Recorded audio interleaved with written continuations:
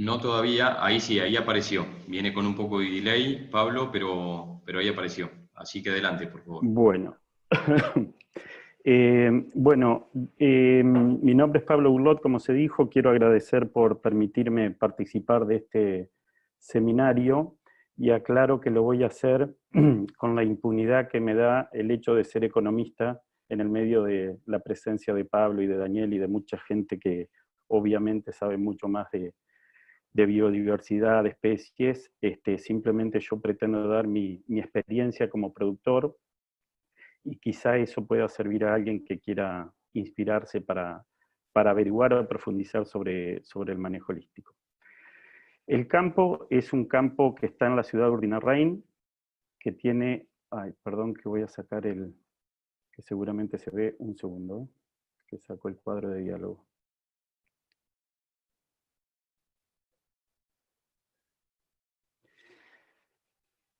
Bueno, como dije, el campo es un campo que está en la ciudad de Urdinarrain. Esta es la foto actual, son 230 hectáreas, de las cuales 200 son propias y 30 son arrendadas. Actualmente se están haciendo 180 hectáreas de ganadería. Tenemos una cabaña Limangus que iniciamos en 2003 y eso nos determina un plantel de 250 vacas y vaquillas, 160 terneros en recría con una suplementación mínima que estamos haciendo, 45 toros y toritos y 320 rollos. Esta es la foto del día de hoy. Obviamente es dinámico, pero la quiero dejar para que sepamos de que esto nos da una carga algo así como 2,1 de receptividad. Y cuando hablo de suplementación mínima, estoy hablando de 0,5 a 0,7 más o menos de kilo vivo. Es algo absolutamente necesario, porque desde el principio nosotros tuvimos un concepto pastoril, desde que iniciamos nuestra cabaña, y desde ahí empezamos un poco a luchar contra corriente en lo que es la comercialización de genética para reproducción en Argentina, ¿no? Como dijo Pablo, el manejo holístico requiere de la definición de un contexto que tiene tres patas: el económico, el social y el ambiental. En nuestro caso, creo que como es habitual para el de la mayoría de nosotros, el económico era el que estaba claro y determinante. En segundo lugar, teníamos alguna inquietud en lo social y en menor medida por el ambiental, pero esa búsqueda del biotipo pastoril por suerte nos permitió estar siempre en la brecha paralela a la del cuidado ambiental. Hace unos años asistí a un seminario donde un expositor, casi filosofando, dijo, bueno, en definitiva, yo soy lo que hago. Y me quedó dando vueltas esa frase y después la pude reconvertir, digamos, porque la evalué como muy valiosa para mi esquema, que es quién estoy siendo mientras estoy haciendo. Y con esto yo logro, digamos, en cada decisión que vamos a tomar en los proyectos y demás, cuestionar si esta decisión está dentro de mi contexto y si estamos yendo en el camino que nos fijamos, porque en definitiva hay una cuestión de tripas involucradas en cada tipo de decisión que tomamos, ¿no? Como dije, por ejemplo, esto con la cabaña, a mí me hacía mucho ruido tener que hacerle ganar a un toro 130 kilos dándole granos de manera artificial para que al día siguiente que va al remate el comprador tenga que hacerle perder esos kilos en su campo para poder hacerlo entrar a servicio. Y ese fue el tipo de cuestiones que a mí digamos, me generaban cierta inquietud sobre el modelo productivo que yo quería, ¿no? Y así es que fui uniendo varios puntos a lo largo de toda esta experiencia en ganadería, como era la búsqueda constante de un biotipo pastoril, que tuve la suerte de conocer a otros productores que estaban en caminos parecidos al mío, incluso mucho más avanzados, y que en 2018 finalmente conocí lo que era el manejo holístico, y ahí pude empezar a definir claramente lo que yo buscaba, ¿no? Que era definir y trabajar en función de un contexto. Einstein decía que el hombre se caracteriza por la perfección de los medios y la confusión de los objetivos. Bueno, esta frase a mí me identifica muchísimo, porque yo digamos, muchísimas veces tomé decisiones muy costosas incluso, o inversiones que hice en el campo que no tenían nada que ver con el objetivo que buscaba, sino que tenían que ver con una experiencia de otro productor que no se parecía en el medio de producción ni en la forma de producción a lo que yo estaba haciendo. Luego viene un cambio de paradigma, o se produce un cambio de paradigma, y acá hay algo que es importantísimo, que Pablo le mencionó también en su presentación, que es desaprender. Desaprender requiere de una actitud de humildad muy grande, porque tenemos que asumir que no sabemos, o que podemos estar equivocados. Y eso es, digamos, muchas veces traumático.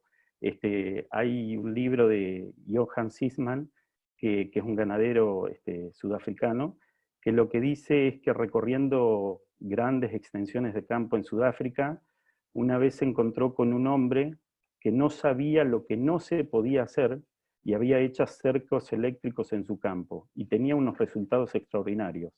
Simplemente porque nadie le dijo no se puede. Trabajar a favor de lo que queremos promover, es lo que dijo Pablo, o sea, a favor de y no en contra de. Esto ya vamos a ver algún ejemplo en el campo de lo que significa. La mayor rentabilidad que proviene, o en nuestro caso, creo que es parecido al caso de la EMA que citó Pablo, en nuestro caso provino no tanto por una mayor cantidad de ingresos, porque tenemos y teníamos una carga alta, sino principalmente por sustitución o eliminación de insumos, como es la cantidad de rollos que damos, los insumos veterinarios, los balanceados, los herbicidas, fertilizantes, maquinaria, desmalezadoras, todo lo que ustedes puedan incluir ahí. Y después hay una continuidad o concepto de sistema funcionando. Una de las cosas que tenemos que concebir cuando hacemos ganadería regenerativa es que no se puede más tirar las vacas en el campo. Digamos, acá, cuando uno inicia este proceso, es un proceso interrelacionado que requiere revisión permanente, replanificación y retroalimentación.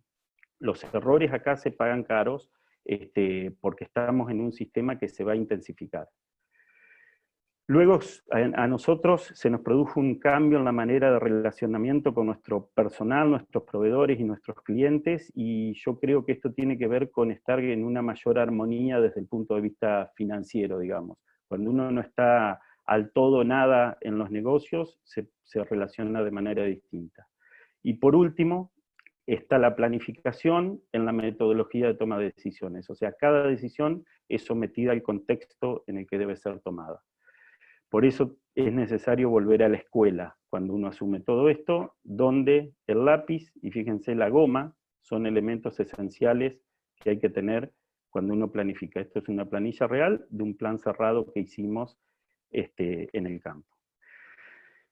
Es una expresión muy frecuente para los que andamos en el campo de decir, y ando tapando agujeros, hermano, ¿qué querés?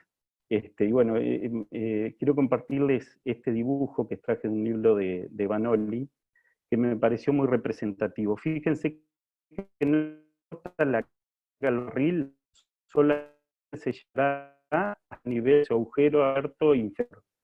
Y me pareció un excelente símbolo para tratar de explicarles la lógica de la planificación y la toma de decisiones, ¿no? El primer agujero que debemos tapar es el de no se puede. Ese es el primero, y sin dudas porque ese es el cambio de paradigma que se nos produce. Luego vienen otros agujeros como es capacitación al personal, alambrados, postreros, mejoramiento de aguadas, y por allá llega el biotipo animal. La ganadería regenerativa requiere de un biotipo animal determinado. Una vaca de 600 kilos va a ser difícil que sea exitosa, funcional y reproductivamente en un esquema de manejo holístico. No quiero decir que no se pueda, se va a adaptar menos que otro biotipo, ¿no?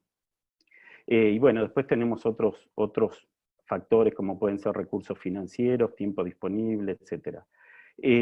Fíjense qué pasa si nosotros nos pasamos por alto algo como capacitación al personal. O sea, nos quedó ese agujero destapado y estamos en etapas posteriores. Bueno, el barril se va a derramar por ese aspecto. Y esto es muy grave, no solo porque estamos asignando recursos incorrectamente, sino que va a producir una frustración a nosotros y probablemente muy mal relacionamiento con nuestro personal. Y en realidad fue un error de planificación nuestro. Entonces, cuando planificamos también andamos tapando agujeros, pero de manera mucho más agradable y menos costosa. Quiero introducir un concepto que me resultó importante al comenzar la transición hacia el manejo holístico. Si definimos unidades de mejora en el eje vertical y beneficio marginal que va a producir esa mejora en el eje horizontal, tenemos una especie de curva que la característica que tiene es la de rendimientos marginales decrecientes. En general la ganadería tiene este tipo de comportamiento, pero quise poner este ejemplo para describir un poco la lógica de la transición, ¿no? Una vez que uno planifica el pastoreo, empieza la utilización de los potreros. Entonces, cuando empieza la utilización de potreros de manera planificada, es una unidad de mejora respecto de lo que se puede estar haciendo, que produce 2 unidades de beneficio marginal. Y así puede haber otras etapas de la transición, que es obviamente respetar tiempos de descanso, que es otra escala de mejora donde se produce un rendimiento marginal mayor, bueno, y así puede seguir, hasta que puede haber decisiones que tengan muy bajo rendimiento marginal, o incluso incorporar genética incorrecta puede llevarnos para atrás y hacernos perder mucho tiempo y mucho dinero, hasta que en un determinado momento se produce un salto tecnológico. En mi caso, por ejemplo, estoy mejorando las aguadas y llevando agua a parcelas, en donde nuevamente se puede estar en el tramo de la curva donde hay rendimientos marginales crecientes. Voy a hablar un poquito de manejo animal y la experiencia nuestra de la transición. Como les comenté, al tener una cabaña, el ajuste de carga para llevar el sistema a un equilibrio para mí no era una opción fácil. Entonces los beneficios claros del manejo holístico yo los tuve esencialmente por la sustitución o eliminación de insumos, de gastos, no de inversiones. Entonces, acá está el ejemplo, bueno, de los caraguatales que dio Daniel. Nosotros probamos con desmalezadora, probamos con una mochila con glifosato, etcétera, etcétera, hasta que finalmente nos dimos cuenta que la maquinaria extraordinaria para manejar este tipo de cosas son los herbívoros. Este es el resultado, como mostró Daniel, de un día de pastoreo intensivo en caraguatales. Acá se producen 2 cosas. Primero, que el caraguatal sufrió un impacto muy grande, y segundo, que ahora la especie deseada va a empezar a competir de igual a igual con la especie indeseada, ¿no? Esto es un lote, el lote de la derecha tuvo 2 pastoreos con pulso planificados en distintos momentos del tiempo, y fíjense el resultado. Esto es un alambrado con un vecino. Esta es la foto. Ahora, más interesante que analizar esta foto es analizar el mediano y el largo plazo de esta situación. ¿Por qué? Porque el campo vecino va a seguir su deterioro, y el campo con manejo holístico va a seguir desarrollando su potencial de generación de pastizal, ¿no? Acá está la foto tomada desde otro lugar. Sigo hablando de pastoreo en sí. Acá son hebreos y cuando Ulla hizo la transición de los lotes, en este caso no sembramos pastura, nada, recuperamos lotes de campo natural que había. Así nos queda una parcela después de un pastoreo de 250 vacas en 3 hectáreas durante 3 días. Nadie puede dudar que esto es intensivo. Ahora fíjense lo que sucede con los espartillos. El animal todavía se siguió comportando de manera selectiva y puede dejar hasta un 30% de remanente en esos espartillos. ¿Cuál es el problema de esto? El problema de esto es que nosotros en la estimación de nuestro pastoreo tuvimos en cuenta estos espartillos como oferta forrajera. Y si estamos dejando este remanente al salir de los lotes, probablemente lo que nos pase es que demos la vuelta más rápida por los distintos potreros y tengamos que volver antes a pastorear este lote. Y de esa manera no vamos a estar respetando los tiempos de descanso. Ahora fíjense lo que pasa con 250 vacas en 1 hectárea en un día. Ya no queda remanente, y aparte ahora van a empezar a competir de igual a igual la especie indeseada con la especie deseada. Aclaro que esto no es un requisito del manejo holístico, esto es manejando herbívoros como herramienta para resetear un sistema o iniciar un camino regenerativo. Acá tenemos un ejemplo de sustitución de insumos también. Esto es un pastoreo intensivo sobre una fracción de campo, ¿no? Una vaca se estima que produce 25 kilos de bosta y 15 litros de orina por día. De esta manera, en un rodeo de 250 vacas vamos a tener más de 6.000 kilos de bosta y 3.750 litros de orina. Esto sucede sin que nosotros hagamos nada. La discusión acá es en qué superficie queremos que esto suceda. Que suceda en 100 hectáreas o que suceda en 1 hectárea, o en 2, o en 3, o en 5. En este ejemplo lo hicimos en 1. Si lo hacemos en 1, el resultado es, si pasamos por esa hectárea o por esa superficie determinada 3, 4 o 5 veces por año, producto de la planificación del pastoreo, vamos a estar aportando más de 30.000 kilos de bosta y más de 18.750 litros de orina, con el aporte que eso significa y con la actividad para los microorganismos que eso representa y su posterior incorporación al suelo, ¿no? Esto es parte de lo que decía Pablo, que a uno le parece que está destrozando potreros, y que en ganadería tradicional esto sería casi un sacrilegio. Sin embargo, en este caso fue una herramienta que nos sirvió para resetear el sistema, producir una oxigenación del suelo. ¿Por qué? Porque el animal con la pezuña, al estar tan comprimido, lo que hace es perforar la capa dura que se genera, ayudando a la infiltración posterior de esta parcela. Esta es la forma que tenemos de sembrar y de dar rollos en el campo, que les quiero mostrar, espero que se vea algo la imagen, que acá logramos dos cosas, digamos, generando una línea de pasto como la que ustedes pueden ver. Los animales no se comprimen en los portarrollos, comiendo, digamos, una cantidad suficiente la que es dominante y casi no comiendo nada la que no es dominante. Y lo segundo es que la semilla se esparce en una superficie mucho mayor y va a estar aportando al banco de semillas que tiene el lote, en este caso de campo natural, de manera mucho más homogénea y pareja, ¿no? Esta es otra herramienta que estamos utilizando en el campo, que anda formidablemente bien. Es una sembradora que tiene un platito abajo giratoria que desparrama semilla aproximadamente entre 2 y 3 metros de cada lado. Y con esta herramienta, este es el resultado. Esto es 50 días posterior a esa siembra que hicimos con esa sembradora en el mes de mayo, cómo empiezan ya a aparecer leguminosas y empieza a generarse un proceso que de otra manera no se regeneraría, porque uno, no respetando tiempos de descanso, por más que tenga este nacimiento, el animal acá viene y enseguida interrumpe ese proceso.